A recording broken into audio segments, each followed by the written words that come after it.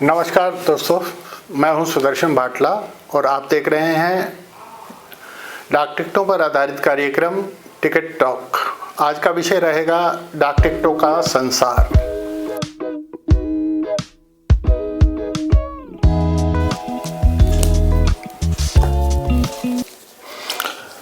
डाक टिकटों की सबसे लोकप्रिय श्रेणी है स्मारक डाक टिकट, या अंग्रेजी में कहें तो कॉमेमोरेटिव स्टैम्प्स।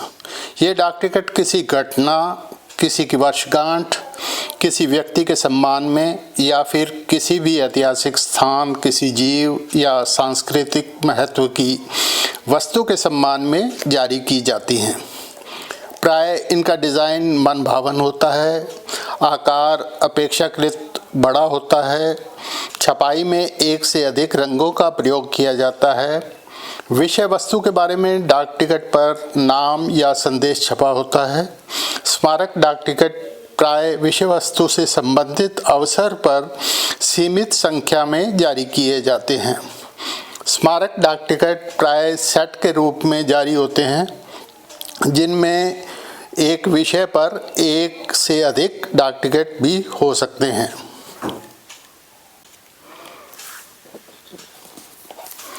हम सामान्यतः जो डाक टिकट पत्रों पर लगाते हैं वे सामान्य या नियमित डाक टिकट होते हैं, जिनका आकार छोटा होता है, उन पर एक रंग का प्रयोग होता है तथा बहुत बड़ी संख्या में छापे जाते हैं। इनके संस्करण एक लंबे समय तक चलते रहते हैं। अंग्रेजी में इन्हें डेफिनेटिव स्टैम्प कहा जाता है।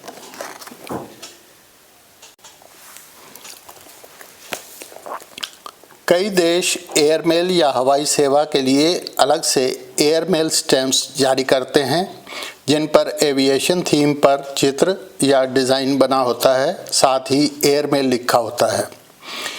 सरकार के विभागों द्वारा भेजी जाने वाली डाक पर सर्विस स्टैम्प प्रयोग में लाए जाते हैं।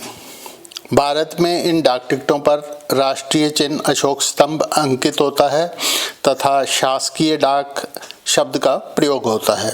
इनका डिज़ाइन सरल होता है, एक रंग के होते हैं तथा भारी मात्रा में छापे जाते हैं और सरकार के विभिन्न विभागों द्वारा डाक के रूप में, डाक शुल्क के रूप में इनका प्रयोग किया जाता है। संग्रहकर्ताओं के लिए या चैरिटी के उद्देश्य से सुगंध वाली, होलोग्राम वाली, त्रिआयामी या 3 डायमेंशनल या फिर ब्रेल लिपि वाली डाक टिकट भी जारी किए गए हैं। आइए अब कुछ पारिभाषिक शब्दों को जानते हैं। इनका प्रयोग डाक टिकट संग्रहकर्ता करते हैं।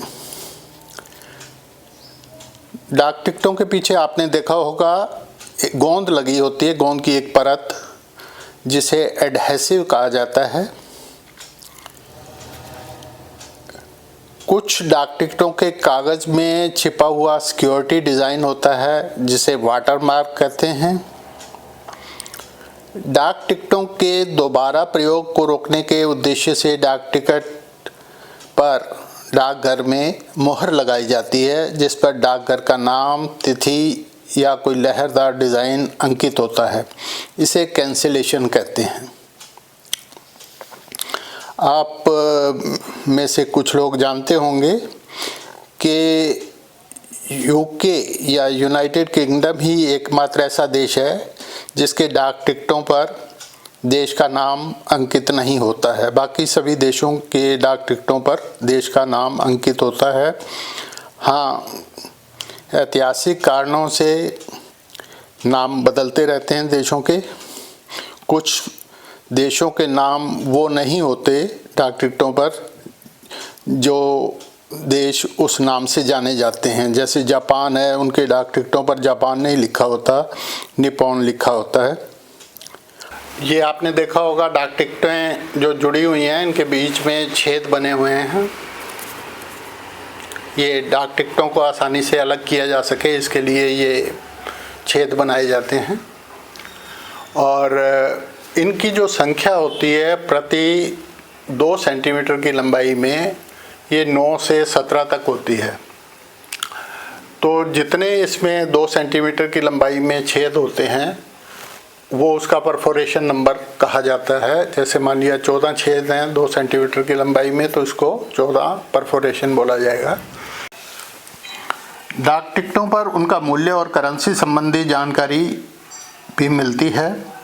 डाक टिकटें देश की करेंसी में बदलाव या किसी ऐतिहासिक संदर्भ की ओर भी इशारा करते हैं।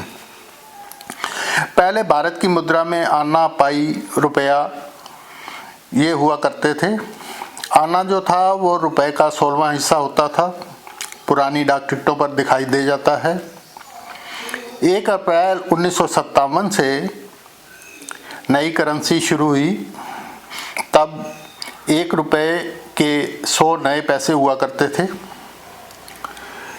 1957 से लेकर 1964 तक नया पैसा शब्द का इस्तेमाल सिक्कों पर या डाक टिकटों पर होता था, जबकि 1 जून 1964 से नया शब्द हटा दिया गया और केवल पैसा शब्द का प्रयोग होने लगा। आप डाक टिकटों में इन बदलावों को देख सकते हैं। ये जो स्लाइड आप देख रहे हैं, इसमें आज़ादी के बाद सबसे कम मूल्य वर्ग के, यानी कि 1 पैसा, 2 पैसा, 3 पैसा, 4 पैसा आदि के डाक टिकट दिखाए गए हैं। जर्मन साम्राज्य की 1923 में छपी 1 मिलियन मार्क की ये डाक टिकट इतिहास की गवाह है कि जब प्रथम विश्व युद्ध में जर्मनी की आर्थिक हालत बहुत नाजुक हो गई थी और मुद्रास्फीति अपने चरम पर थी, तब डाक टिकट का मूल्य उन्हें 10 लाख मार्क यानी 1 मिलियन मार्क करना पड़ा था। इतने बड़े मूल्य वर्ग की ये डाक टिकटों में से आपको एक दुर्लभ डाक टिकट दिखाई जा रही है। स्मारक डाक टिकट के साथ प्रथम दिवसीय आवरण या कवर जारी किया जाता है, जिस पर प्राय डाक टिकट के थीम का डिज़ाइन बना होता है, जिसे कैचे कहते हैं। कुछ डाक टिकटों के पुराने स्टॉक पर मूल्य परिवर्तन या देश का नाम बदलने के उद्देश्य से या किसी अन्य कारण से फिर से छपाई की जाती है, जिसे ओवर प्रिंट कहा जाता है। संग्रहकर्ता के पास यदि मूल रूप में गोंद सहित बिना कैंसिलेशन मार्क वाली डाक टिकट उपलब्ध है तो उसे वो मिंट स्टैंप कहते हैं, जबकि प्रयोग हो चुकी डाक टिकट पर कैंसिलेशन मार्क मुहर उस टिकट के इतिहास के बारे में कुछ जानकारी जुटाती है, उसे कैंसल्ड स्टैंप कहते हैं। परफोरेशन के अन्य रूप भी देखने को मिलते हैं, जिन्हें हम लाइन परफोरेशन कहते हैं या हैरो परफोरेशन कहते हैं या रोलेटिंग कहते हैं। इनमें जो छेद होते हैं वो बिंदुदार ना होकर जिर्रीदार या कट टाइप होते हैं। तो ये लिमिटेड देशों में पुराने टाइम में या आज भी दिखाई दे जाते हैं, पर अधिकतर जो परफोरेशन होती है वो छेदों वाली होती है। मार्केट में नकली डाक टिकट भी देखने को मिल जाते हैं, जो किसी मूल डाक टिकट की नकल होते हैं, जबकि सिंड्रेला स्टैंप देखने में डाक टिकट ही लगते हैं। इनका जो आकार या रूप होता है वो बिल्कुल डाक टिकट की तरह होता है। देश के नाम के स्थान पर कुछ अलग सा नाम लिखा होता है, किसी प्रांत का या कुछ और ही नाम लिखा होता है, पर बाकी जो इनका रूप होता है बिल्कुल डाक टिकट की जैसा होता है। इनको कोई सरकार या डाक विभाग जारी नहीं करता, अभी तो पर्यटन स्थलों पर टूरिस्ट को सोवेनियर के रूप में बेचने के उद्देश्य से ये छापे जाते हैं और संग्रहकर्ताओं के पास भी पहुंच जाते हैं। मित्रों, डाक टिकटों का संसार बहुत ही सुंदर है, जो इतिहास, संस्कृति, भूगोल, वन्य जीवों, प्रकृति से मेल करवाता है। विभिन्न देशों की लिपियों, करेंसी, महापुरुषों के बारे में जानकारी देता है। संग्रहकर्ताओं के क्लब बने हुए हैं जो डाक टिकटों पर जानकारी साझा करने, डाक टिकटों में निवेश करने का मंच प्रदान करते हैं। भारत व अन्य कई देशों में डाक विभाग द्वारा समय समय पर डाक टिकट प्रदर्शनियां लगाई जाती हैं जो इस विषय में रुचि रखने वालों को अवसर प्रदान करती हैं। यद्यपि अब डिजिटल युग आ गया है, पत्रों का स्थान ईमेल ने ले लिया है, इसलिए पत्राचार बहुत कम हो गया है और डाक टिकट भी हमें कम ही दिखाई देते हैं आम जनता को।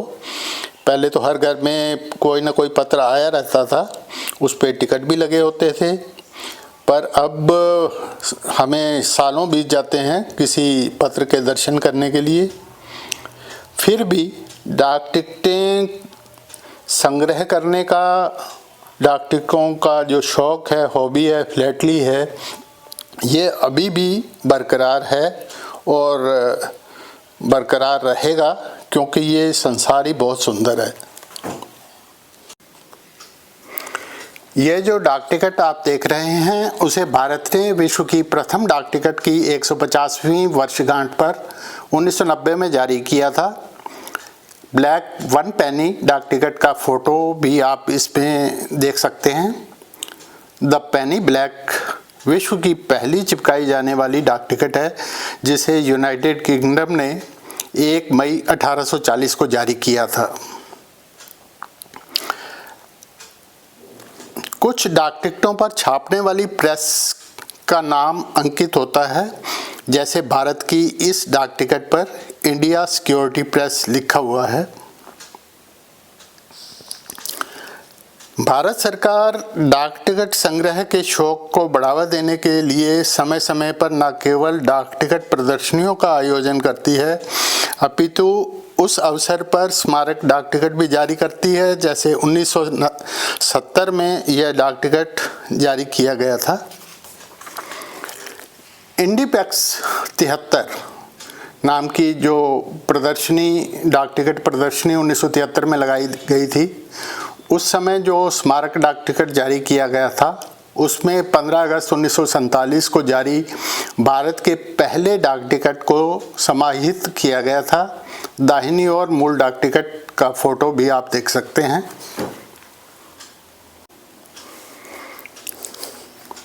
सभी देश अपने अनेकों थीम पर स्मारक डाक टिकटों के सेट जारी करते हैं।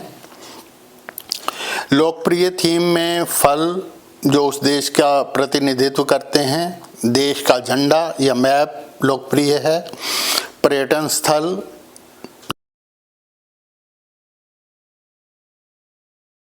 धार्मिक स्थल, कलाकारों की पेंटिंग्स, सैन्य उपकरण या फिर सेना से जुड़े हुए विषय, अंतरिक्ष, उपग्रह, अंतरिक्ष संबंधी उपलब्धियां, शंख और सीपियां, राडार, डिश एंटेना, जल, थल, वायु मार्ग के वाहन जैसे साइकिल, कार, ट्रेन, वायुयान, नाव, समुद्री जहाज आदि। कई देश सीमा विवाद या अन्य कारणों से देश के मानचित्र भी डाक टिकट पर दर्शाते हैं और कोई संदेश भी लिख देते हैं। विभिन्न तरह के फूल स्मारक डाक टिकटों का लोकप्रिय विषय हैं। हमें मछलियों की प्रजातियों पर भी बहुत स्मारक डाक टिकट देखने को मिलते हैं।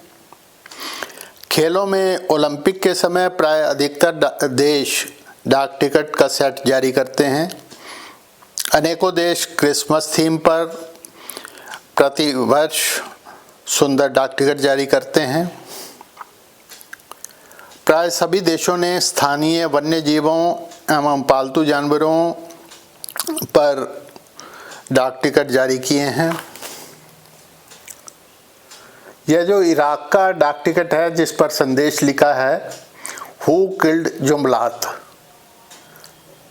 अपने देश के राजनीतिक संदेश का प्रचार करने के लिए भी डाक टिकटों का प्रयोग कुछ देश करते हैं। अपने क्षेत्र या देश के सुंदर पक्षियों का डाक टिकटों पर स्थान देना सभी को अच्छा लगता है। पक्षियों पक्षियों पर अक्सर स्मारक डाक टिकटों का सेट जारी किया जाता है। साथ ही कई देशों ने अपने क्षेत्र की तितलियों पर भी डाक टिकट जारी किए हैं, जैसा कि आप ये डाक टिकट देख रहे हैं। डाक टिकट संग्रह करके पता चलता है कि छपाई की तकनीक, शैली आदि में कैसे क्रमिक विकास हुआ है, या फिर विभिन्न देशों की लिपियां, करेंसी, नाम आदि की जानकारी भी मिलती है। कुछ डाक टिकटों पर छपाई के समय कोई त्रुटि रह जाती है और गलती से उसकी बिक्री भी हो जाती है, तो ऐसे डाक टिकट संग्रहकर्ताओं के लिए अमूल्य हो जाते हैं। जैसे आप ये डाक टिकट देख रहे हैं, इसमें प्रिंटिंग मिस्टेक है। आप देख पाएंगे कि इसमें जो ऊपर भारत या इंडिया लिखा हुआ है वो भाग थोड़ा कट गया है, मार्जिन की थोड़ी गलती है इसमें। डाक टिकट होते हैं ये कई आकारों में, कई रूपों में हमारे को देखने को मिलते हैं। इनकी शेप छोटी भी होती है, बड़ी भी होती है, और जैसे ये कुछ मैं स्लाइड दिखा रहा हूँ, इन शेप्स में आपको ये मुख्यतः डाक टिकट दिखाई देंगे। अधिकतर डाक टिकट आयताकार होते हैं, रेक्टेंगुलर। हाँ, रेक्टेंगल जो है खड़ा रेक्टेंगल भी हो सकता है, लेटा हुआ रेक्टेंगल भी हो सकता है, रोम्बस शेप भी हो सकती है जैसे बर्फ़ी जैसी, या फिर पैरेललोग्राम समानांतर चतुर्भुज का आकार होता है, या फिर ट्रायंगुलर शेप त्रिभुजाकार होती है जिसमें खड़ा हुआ ट्रायंगल है या जिसका आधार ऊपर की साइड में है, ऐसा ट्रायंगल भी है। मान लिया हाइट कम वाला और हाइट ज़्यादा वाला, इस टाइप के ट्रायंगल भी होते हैं। गोलाकार भी होता है, हेक्सागोनल भी होता है, और बहुत अलग शेप भी हो सकती है, जैसे कि ये ग्लास जैसी दिखने वाली शेप है, इसको हम आइसोलेस ट्रेपजॉइड इस नाम से जानते हैं। समद्विबाहु समलंब चतुर्भुज आकार। तो आकार बहुत ही अलग, यूनिक हो सकते हैं। यही विशेषता है इस हॉबी की कि हमें कुछ ना कुछ उत्साह बना रहता है कि किस शेप में ये इन्होंने, इस देश ने ऐसी टिकट बना दी है। यह शौक़ हमें न केवल ज्ञान प्रदान करता है बल्कि धैर्य, अनुशासन और सदा सीखते रहने की कला भी सिखाता है। किसी देश की डाक टिकटें वहाँ की विविधता, परंपराओं और उपलब्धियों का प्रतिबिंब होते हैं। मित्रों, आप देख रहे थे डाक टिकटों पर आधारित टिकटों का संसार। इसके अंतर्गत आपको डाक टिकटों के बारे में जो भी मेरे पास जानकारी थी मैंने उपलब्ध करवाई है। उम्मीद है आपको पसंद आई होगी। भविष्य में भी डाक टिकटों पर आधारित जो कार्यक्रम होने वाले हैं उनको देखने के लिए कृपया इस चैनल को, टिकट टॉक को आप सब्सक्राइब कर लेंगे तो बहुत अच्छा रहेगा। अंत तक बने रहने के लिए धन्यवाद।